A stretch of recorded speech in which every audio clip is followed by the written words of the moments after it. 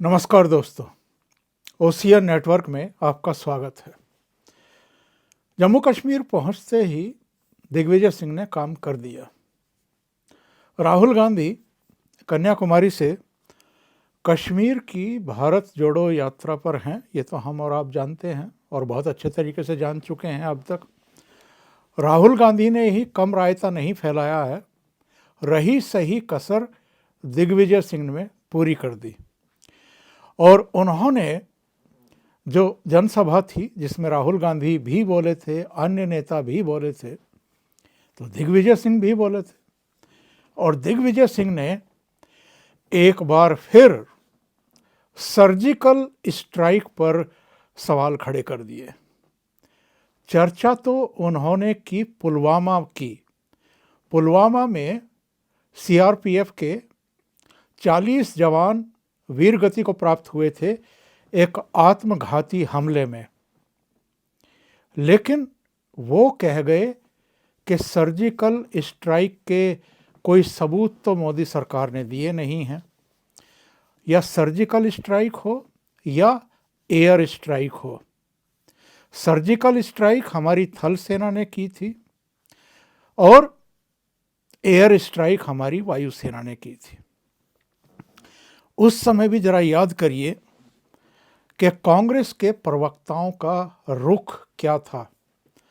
शुरू में उन्होंने समर्थन किया और बाद में मीन मेख निकालनी शुरू कर दी थी, और उसका कितना बड़ा खामियाजा भुगतना पड़ा कांग्रेस को 2019 के चुनाव में, ये कांग्रेस नेतृत्व से बेहतर और कोई जानता और समझता नहीं है। लेकिन दिग्विजय सिंह जैसे नेता बाज भी नहीं आते हैं।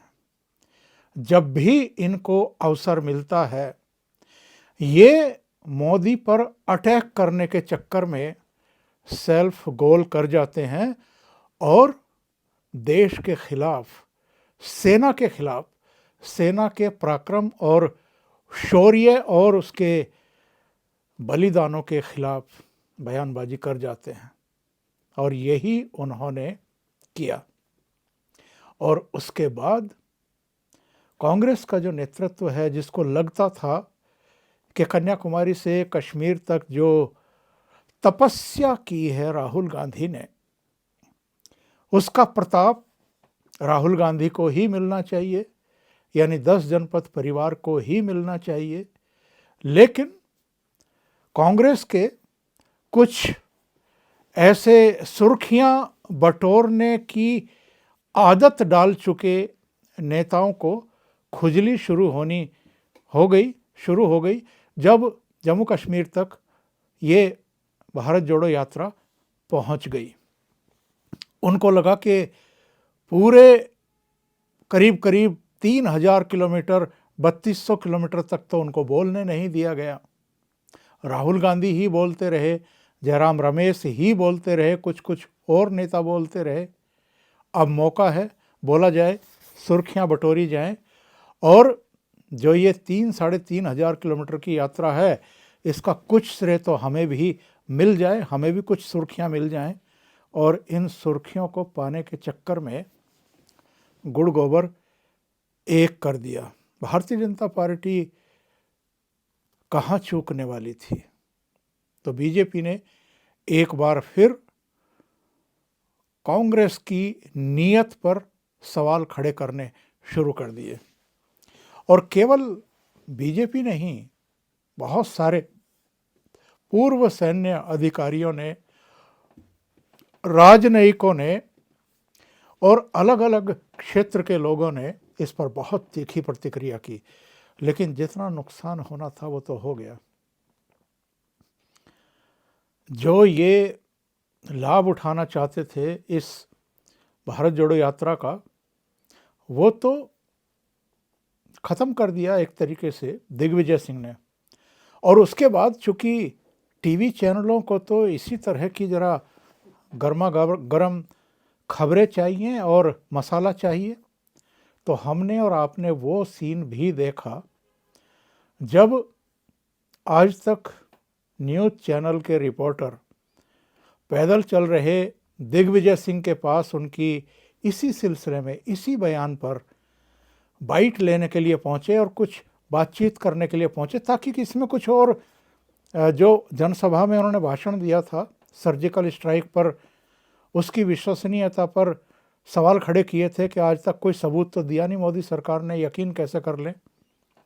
तो उसमें कुछ और वो जोड़ दें, इस भावना से वो रिपोर्टर दिग्विजय सिंह के पास पहुंचे और इंटरव्यू शुरू कर भी दिया था चलते चलते।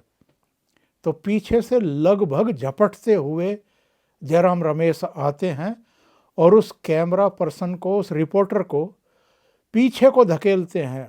कैमरे पर उनका जो माइक था उस पर अपना हाथ रख देते हैं और दिग्विजय सिंह भी दिखाई दे रहे हैं, हतप्रभ हैं कि किस तरीके से जयराम रमेश, मतलब दिग्विजय सिंह राष्ट्रीय महासचिव और मध्य प्रदेश के मुख्यमंत्री भी रह चुके हैं, उनको अगर मीडिया से बात करने से रोक दे, उनके और मीडिया पर्सन के बीच में जयराम रमेश दीवार बन करके खड़े हो जाएं, तो इससे बड़ी बेइज्जती दिग्विजय सिंह की और क्या हो सकती है।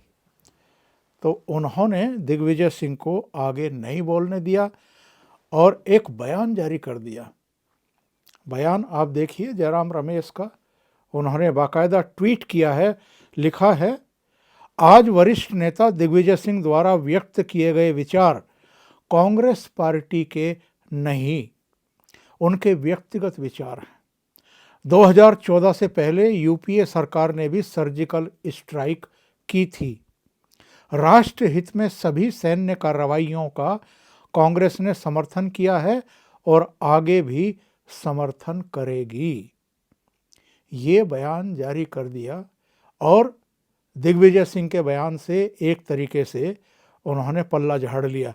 लेकिन बहुत सारे लोगों के दिग्विजय सिंह के बयान से पल्ला झाड़ने के जयराम रमेश के इस ट्वीट पर प्रतिक्रियाएं आनी शुरू हो गई। साक्षी सिंह ने लिखा, मुझे लगता था कि सिर्फ राहुल ही बीजेपी के स्टार प्रचारक हैं, लेकिन आज दिग्विजय भी बीजेपी को खूब फायदा पहुंचा रहे थे और अब मुझे यकीन है कि जब तक दिग्विजय जैसे देशद्रोही कांग्रेस में हैं, बीजेपी कभी चुनाव नहीं हारेगी। एक निशांत हैं, उन्होंने लिखा है कि जयराम जी, बाटला हाउस में आतंकवादियों के मारे जाने पे आपकी मैडम का रोना, राम जी के अस्तित्व को नकारना, हाफिज को साहब बोलना, चीन से चंदा लेना, सर्जिकल स्ट्राइक पे सवाल उठाना, कितने कर्मों से हाथ खड़ा करोगे। कांग्रेस अपने कुकर्मों को ना तो छिपा सकती है और ना ही जस्टिफाई कर सकती है। लेकिन दिग्विजय सिंह भी कहाँ चुप बैठने वाले थे, उन्होंने एक वीडियो जारी कर दिया इस घटना के बाद ट्विटर हैंडल पर ही। यानी वहाँ तो जयराम रमेश ने आज तक के रिपोर्टर और कैमरामैन को हटा दिया दिग्विजय सिंह के पास से, और जाहिर है जयराम रमेश को अगर ये सब करते हुए हमने आपने देखा है तो ये जयराम रमेश का अपना खुद का फैसला था क्या? बिल्कुल नहीं।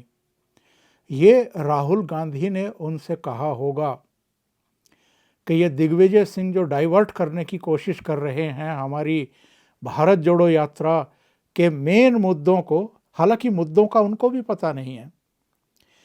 कन्याकुमारी से यहाँ तक आते आते कितने मुद्दे उनके मुंह से निकले और कितने निकल गए, और फिर कभी मोहब्बत की दुकान खोलते हुए दिखाई दिए, कभी महाभारत कालीन जो आपके तमाम उस समय के कौरव पांडव हुए हैं, वो जीएसटी, अरबपति, उद्योगपति कितने उनके साथ थे, तमाम ऐसे ऐसे बयान उन्होंने दिए हैं। तो दिग्विजय सिंह क्या खा करके डाइवर्ट करेंगे? सबसे ज़्यादा डाइवर्ट अगर किसी ने किया है इस यात्रा के उद्देश्य को तो वो तो राहुल गांधी हैं, और ये खुद हैं, जयराम रमेश खुद हैं जिन्होंने शुरू में ही खाकी निकर में आग लगा करके ट्विटर हैंडल पर उसके फ़ोटो जारी किए थे। और उसके बाद वीर सावरकर पर जिस तरह के हमले महाराष्ट्र में बोले राहुल गांधी ने, उससे बड़ा नुकसान तो कोई हो नहीं सकता ना। फिर आप चाहे जितने मंदिरों में घंटी बजाते रहिए, ओम नाम का दुपट्टा ओढ़ करके कहीं भी पूजा पाठ करते रहिए, कुरुक्षेत्र में, सरोवर में, आप जो चाहे करते रहिए, लेकिन आप वीर सावरकर जैसे योद्धा को, स्वतंत्रता सेनानी को, जिसको 2 काला पानी की सज़ा हुई, उनको अगर आप गद्दार बताते हैं और वो भी महाराष्ट्र की धरती पे बताते हैं, तो इससे बड़ा नुकसान और क्या हो सकता है। तो वो नुकसान कर चुके ऑलरेडी, लेकिन ठीकरा फोड़ने की कोशिश थी दिग्विजय सिंह के सिर पर। तो दिग्विजय सिंह कहाँ बाज आने वाले हैं। दिग्विजय सिंह ने एक वीडियो जारी किया ट्विटर पर, जरा सुनिए इसका ऑडियो। पुलवामा में हम लोगों के 40 सीआरपीएफ के जवानों ने जान दी। आज तक ये बात खुलासा नहीं कर पाई भारत की सरकार कि आखिर ये 3 कुंटल आरडीएक्स आया कहां से। इसके साथ साथ आज तक ये जवाब नहीं दे पाई है कि देवेंद्र सिंह डिप्टी एसपी, जो कि आतंकवादियों से पकड़ा गया है, वो आज कहां है, उसको क्यों छोड़ दिया गया, राष्ट्रद्रोह का प्रकरण उस पर क्यों नहीं बना। इसी के साथ साथ हम तो पूछना चाहते हैं प्रधानमंत्री जी से, उनके और पाकिस्तान के प्रधानमंत्री जी के क्या संबंध है, कैसे संबंध है, एक दूसरे की प्रशंसा हो रही है। आखिर इन सब बातों को जवाब तो उन्हें देना चाहिए। तो दिग्विजय सिंह को रोक लो आप। दिग्विजय सिंह ने तो वीडियो जारी कर दिया ट्विटर हैंडल पर। ऐसा लगता है कि कांग्रेस पार्टी के भीतर भी एक युद्ध छिड़ गया है पार्टी के नेताओं के बीच में, और राहुल गांधी के बिना इशारे के तो जयराम रमेश ऐसा कोई काम करेंगे नहीं कि इतने सीनियर नेता के बीच में खड़े हो जाएं दीवार बन के कि आप मीडिया से बातचीत नहीं करेंगे। हालांकि ये जहमत जो है किसी और कांग्रेस के नेता ने अभी तक उठाई नहीं थी। बोल रहे थे तो राहुल गांधी या उनके पार्टी के प्रवक्ता बोल रहे थे, कोई नेता अभी तक बोल नहीं रहा था। दिग्विजय सिंह ने किस झोंक में आकर के, किस रौ में आकर के इस पूरी तथाकथित भारत जोड़ो यात्रा को पलीता लगाने का काम किया है, ये तो वही जाने, लेकिन उन्होंने काम कर दिया। अभी के लिए इतना ही। बहुत बहुत धन्यवाद। अगर आपको ये चैनल और इसके कंटेंट पसंद आ रहे हैं तो लाइक करें, कमेंट करें, वीडियो को शेयर भी करें।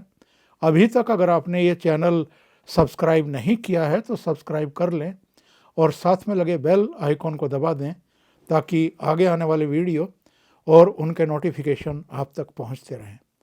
बहुत बहुत धन्यवाद। नमस्कार।